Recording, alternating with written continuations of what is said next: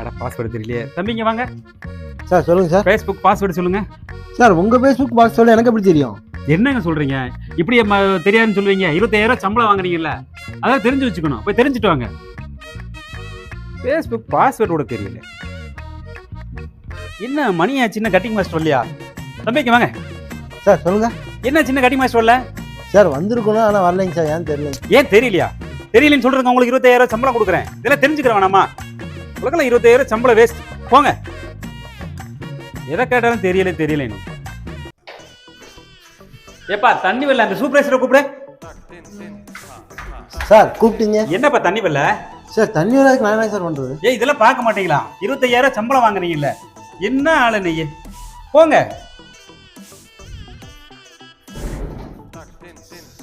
பாத்ரூம்ல தண்ணி வராதுக்கு நான் என்னையா பண்ணுவேன்? என்னைய கூப்பிட்டு வச்சு பாதிக்கிறீங்க. ஓ தேங்க்ஸ் சார். சொல்லு. ஓனர் தான் இப்படி திட்டுறாரு. செவனேன்னு வேற கம்பெனிக்கு போலாம்ல? வேற கம்பெனிக்கு நாளைக்கு நீ போயிருவ.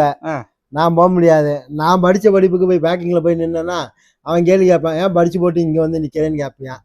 சரிங்களா? வேற கம்பெனில போய் வேலை செய்யலாம்னாலும் எத்தனை வருஷம் எக்ஸ்பீரியன்ஸ்ன்னு கேட்பாங்க. அப்படிலாம் சட்டு புட்டுன்னு விட்டுட்டு போக முடியாதுயா. பல ஸ்டாஃபோட நிலைமை இப்படிதான் இருக்குது. உங்களுக்குலாம் தெரியாது. இப்போ இந்தா கூப்பிட்டாரு. போங்க போங்க, சுற்றுலா முன்னாடி போங்க.